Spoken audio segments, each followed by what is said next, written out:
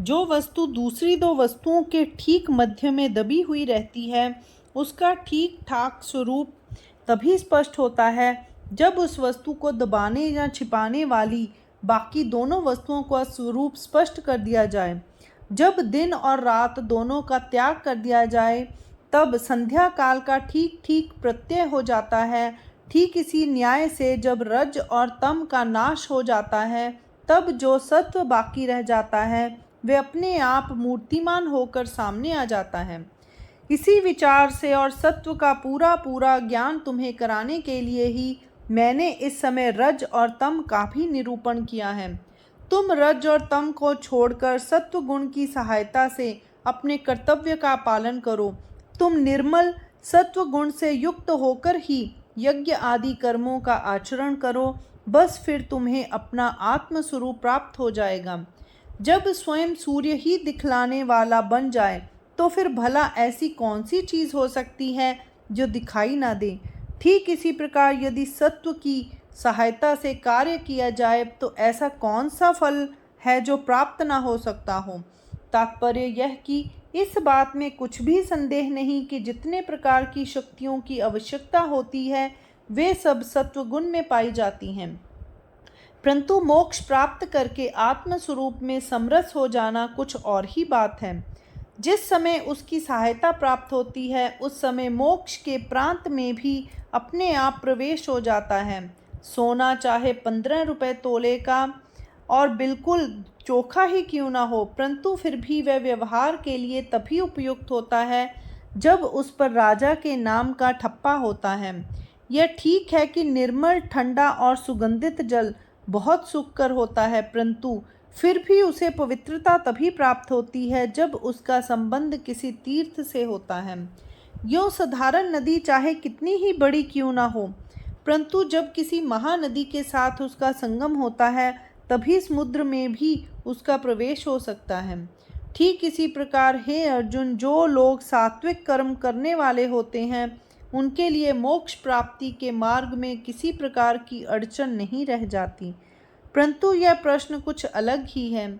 यह सुनकर अर्जुन की उत्सुकता इतनी अधिक बढ़ी कि वह उसके अंतरंग में समा न सकी।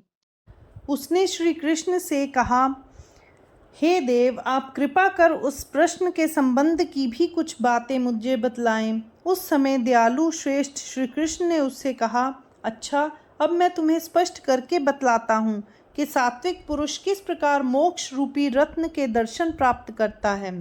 सारे विश्व का मूल कारण और विश्रांति का स्थल जो अनादि पर ब्रह्म है, उसका नाम तो एक ही है, परंतु यह तेहरा या 3 प्रकार का है। यदि वास्तव में देखा जाए तो पर ब्रह्म का ना तो कोई नाम ही है और ना कोई जाति ही है, परंतु इस माया जनित मोह के अंधकार में पर ब्रह्म की कुछ कल्पना कराने के लिए उसका यह नाम केवल पहचान के लिए रख दिया है। जब कोई बालक जन्म लेता है, तब वह अपने साथ नाम लेकर नहीं आता, परंतु आगे चलकर उसका जो नाम रखा जाता है, उस नाम से पुकारते ही वह तुरंत बोल उठता है। जब संसार के दुख से पीड़ित जीव अपने कष्टों की बातें कहने लगते हैं, तब उनके जिस नाम के पुकारने पर ब्रह्म तत्व बोल उठता और उसका उत्तर देता है, वही वह सांकेतिक अर्थात पहचान का नाम है। वेदों ने जगत पर कृपा करके अपनी दिव्य दृष्टि से एक ऐसा मंत्र ढूंढ निकाला है, जिसकी सहायता से ब्रह्म तत्व वाचा के प्रांत में आ सकता है और उसके अद्वैत स्वरूप का व्यक्त रूप से अनुभव किया जा सकता है। जब उस एक मंत्र का उच्चारण करके ब्रह्म को पुकारा जाता है, तब वह पीछे होने पर भी सामने आ जाता है। परंतु इस मंत्र का ज्ञान उन्हीं लोगों को होता है जो वेद रूपी पर्वत के ऊपर उपनिषद रूपी नगर में ब्रह्म की पंक्ति में बैठे रहते हैं।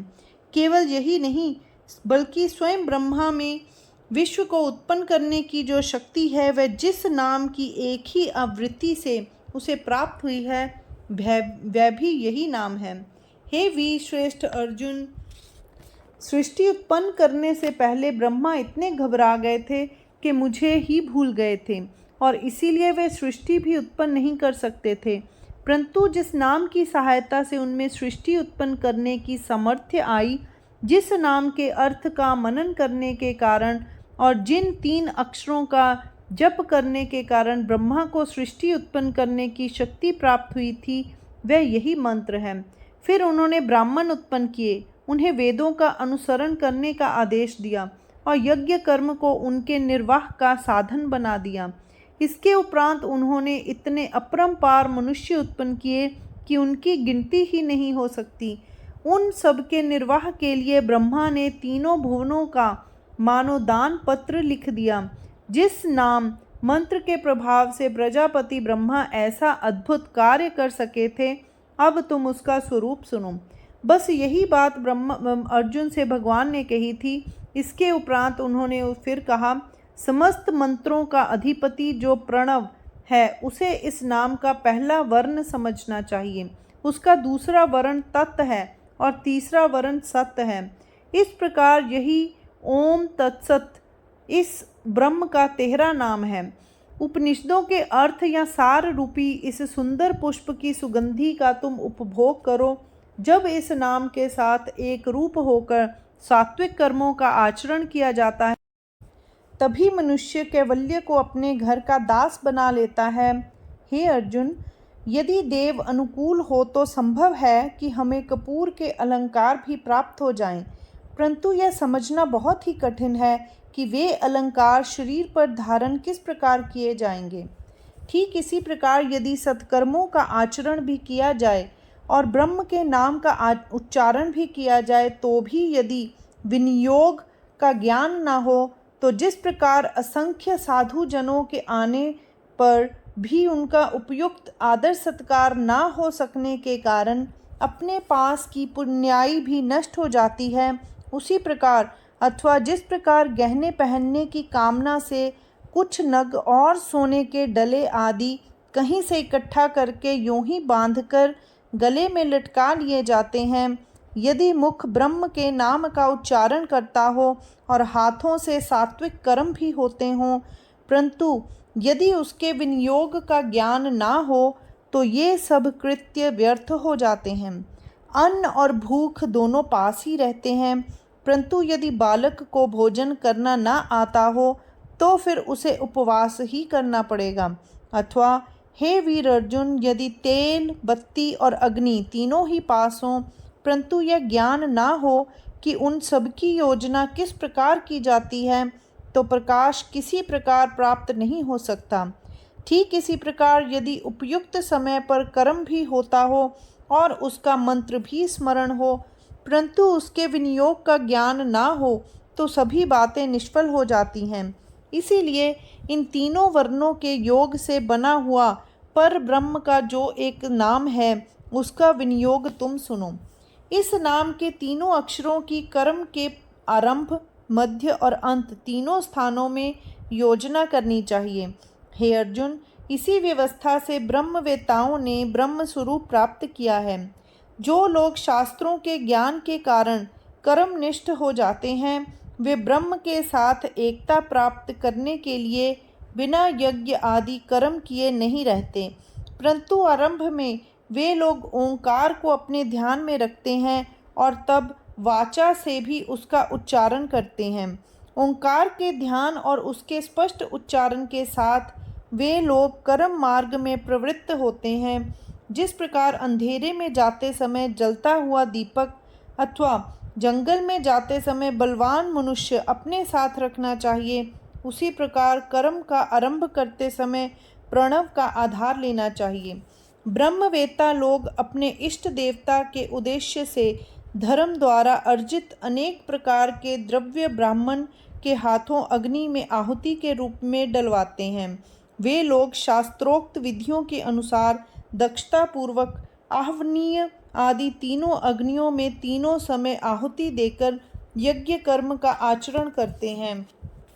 वे अनेक प्रकार के यज्ञों और याज्ञों आदि का अंगीकार करके इस माया जनित संसार के मोह का त्याग करते हैं अथवा न्याय से प्राप्त भूमि आदि द्रव्यों का दान उपयुक्त स्थान और काल में सतपात्र पुरुष को देते हैं अथवा एकांतराट भोजन का व्रत करते हैं। चांद्रायन आदि व्रत करते हैं और महीने महीने भर तक उपवास करके अपने शरीर की धातुओं को सुखाते हुए तपस्या करते हैं। इस प्रकार जो यज्ञ, दान और तप आदि कर्म संसार में बंधन कारक कहे जाते हैं, उन्हीं कर्मों का आचरण करके और उन्हीं के द्वारा ब्रह्मवेत्ता लोग सहज में ही मोक्ष पद प्राप्त कर लेते हैं। स्थल में जो लकड़ियां आदि जड़ जान पड़ती हैं, उन्हीं की सहायता से हम लोग जिस प्रकार पानी में तैरते हैं, उसी प्रकार इस नाम की सहायता से लोग बंध कारक कर्मों से छुटकारा पाते हैं। परंतु यह विस्तार बहुत हो चुका। इस प्रकार ये यज्ञ और दान आदि क्रियाएं ओंकार की सहायता से हितकारक होती हैं। हे अर्जुन, तुम यह बात ध्यान में रखो कि जिस समय यह जान पड़ता है कि ये क्रियाएं फल के कुछ ही समीप पहुंच गई हैं, उस समय तत् शब्द का प्रयोग किया जाता है।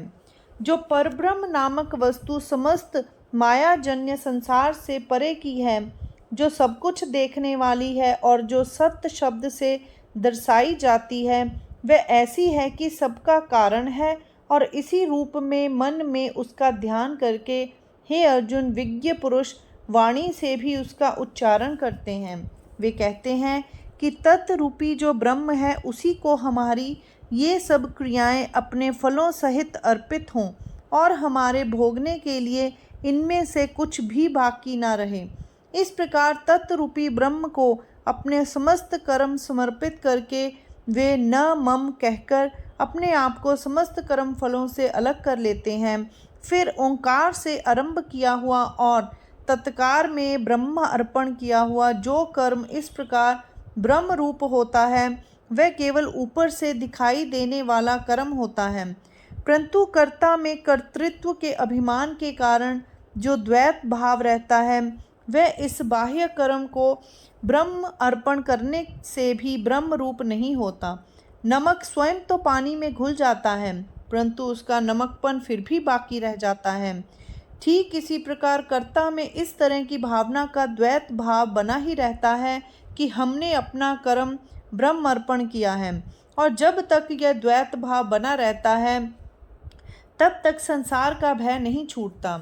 यह बात वे वेद जो परमेश्वर के मुख हैं चिल्ला चिल्ला कर कह रहे हैं। इसीलिए कर्तृत्व के अभिमान के कारण जो ब्रह्म अपने से अलग या पराया जान पड़ता है, उस पर आत्मत्व अर्थात अपने ही स्वरूप का प्रत्यय होने के लिए ही सत्य शब्द रखा गया है।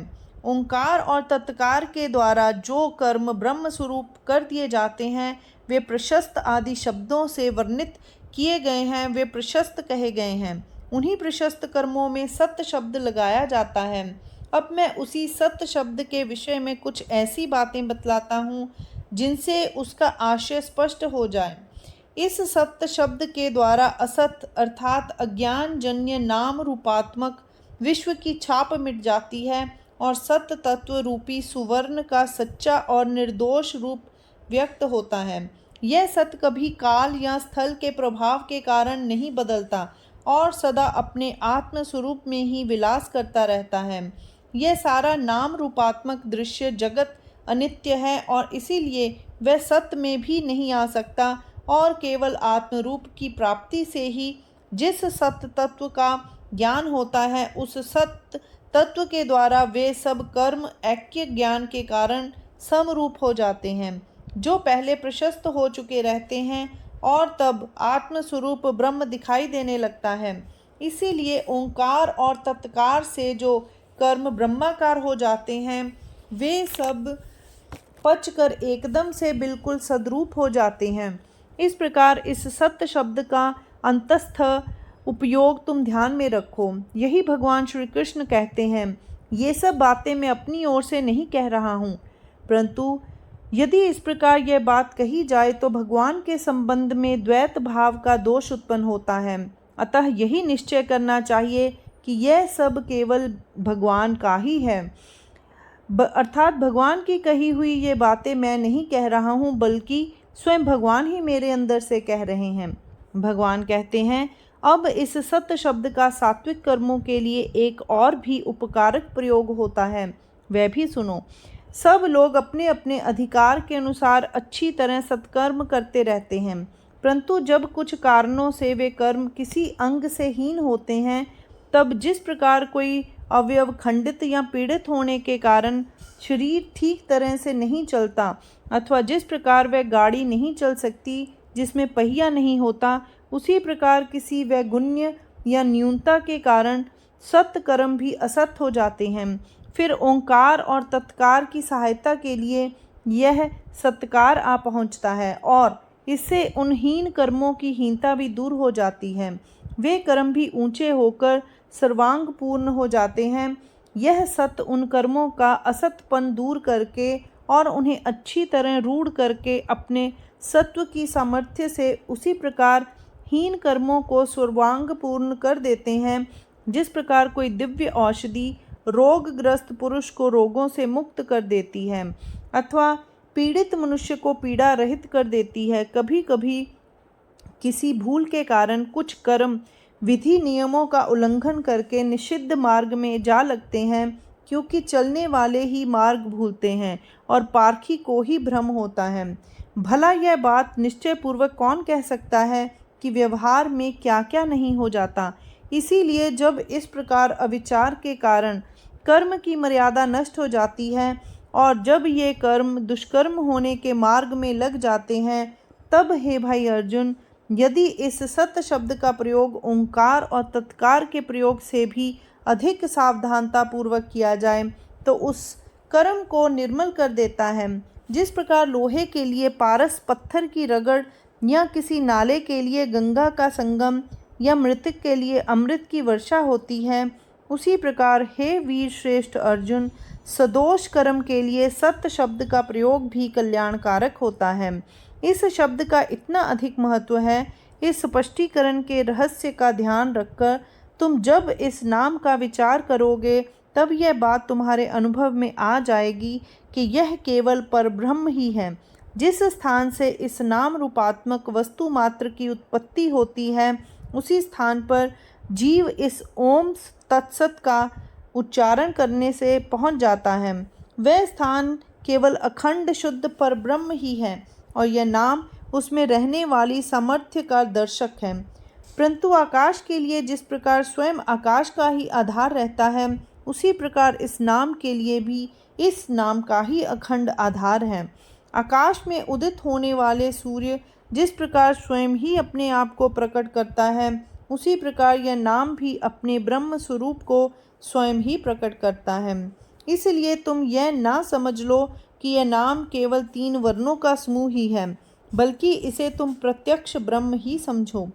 इसीलिए जो जो कर्म किए जाएं, फिर वे चाहे यजन हो, चाहे दान हो और चाहे तप आदि हो, वे चाहे यथाविधि पूरे उतर जाएं अथवा न्यून होकर अधूरे ही रह जाएं, परंतु जिस प्रकार पारस की कसौटी पर रगड़े जाने के कारण खरे और खोटे सोने का भेद कभी रह ही नहीं सकता, क्योंकि पारस का स्पर्श ही सबको शुद्ध सोना बना देगा, उसी प्रकार समस्त कर्म ब्रह्म अर्पण होने पर ब्रह्म रूप ही हो जाते हैं।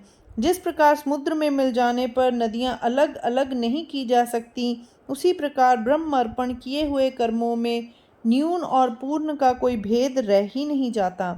इस प्रकार हे सुविज्ञ अर्जुन, मैंने तुम्हें ब्रह्म के नाम की सामर्थ्य बतला दी है, और हे वीर पार्थ, इस नाम के भिन्न भिन्न वर्णों का प्रयोग भी मैंने तुम्हें सुंदर भाषा में बतला दिया है। इस प्रकार इस नाम का बहुत अधिक महत्व है और इसीलिए यह ब्रह्म नाम है। अब तुम इसका रहस्य समझ गए ना? इसीलिए अब मैं यही चाहता हूँ कि आज से तुम में इस नाम की श्रद्धा बराबर बढ़ती रहे, क्योंकि इस नाम का जब उदय होता है तब यह जन्म बंधन का कहीं ठौर ठिकाना भी नहीं रहने देता। जिस कर्म में इस सत्य शब्द की व्यवस्था का प्रयोग किया जाएगा, वह कर्म मानो सांग वेद के अनुष्ठान के ही समान हो जाएगा। परंतु यदि इस व्यवस्था को दूर करके श्रद्धा को छोड़कर और दुराग्रह पूर्वक करोड़ों अश्वमेध यज्ञ भी किए जाएं, रत्नों से भरकर सारी पृथ्वी दान कर दी जाए, एक अंगूठे पर खड़े रहकर सहस्त्रों तप किए जाएं, इतने बड़े बड़े तालाब और कुएं आदि बनवाए जाएं कि मानो दूसरे समुद्र ही हों, परंतु ये सब बातें बिल्कुल निष्फल होती हैं। जिस प्रकार पत्थर पर बरसा हुआ जल, राख में दी हुई आहुति, छाया के साथ किया हुआ आलिंगन अथवा आकाश को मारा हुआ थप्पड़ व्यर्थ होता है, उसी प्रकार हे अर्जुन ये समस्त कर्म समारंभ भी बिल्कुल व्यर्थ ही हो जाते हैं। अगर कोल्हू की पानी में पत्थर के टुकड़े डाले जाएं तो ना उनमें से तेल ही निकलता है और ना खली ही निकलती है। ठीक इसी प्रकार इस कर्म समारंभ से भी किसी तरह का लाभ नहीं होता। हाँ, उल्टे दारिद्र्य आकर साथ लग जाता है। अपने पास केवल भीख मांगने का खप्पड़ रखकर चाहे कोई अपने देश में घूमे और चाहे किसी दूसरे देश में चला जाए, परंतु उसका कहीं कुछ भी मूल्य नहीं मिलता और उसे ले जाने वाले के लिए भूखों मरने की ही नौबत आती है। ठीक इसी प्रकार इस तरह के कर्मों के आचरण से पारलौकिक लाभ की बात तो दूर रही, कोई ऐहिक लाभ नहीं होता। तात्पर्य यह कि यदि ब्रह्म के नाम के प्रति श्रद्धा ना हो तो जो काम किया जाता है वह इस लोक में भी और परलोक में भी निरर्थक ही सिद्ध होता है। पाप रूपी हाथी का संहार करने वाले सिंह और त्रिताप रूपी अंधकार को दूर करने वाले सूर्य जो लक्ष्मीकांत वीर नर श्रेष्ठ भगवान श्री कृष्ण हैं, उन्होंने यही सब बातें कही थीं। जिस प्रकार चांदनी में स्वयं चंद्रमा भी छप जाता है, उसी प्रकार उस समय अर्जुन भी अपरंपार आत्म आनंद में पूर्ण रूप से निमग्न हो गया था। संग्राम भी एक प्रकार का व्यापार ही है। इसमें बाणों के अग्रभाग को मापने का साधन बनाकर उसके द्वारा मांस काट काट कर जीवित मनुष्य ही नापे जाते हैं। ऐसे भयंकर प्रसंग में अर्जुन को स्वानंद साम्राज्य का सुख भोगना भला कैसे शोभा देता था। परंतु वास्तव में अर्जुन के समान भाग्य इस संसार में और किसी का नहीं है।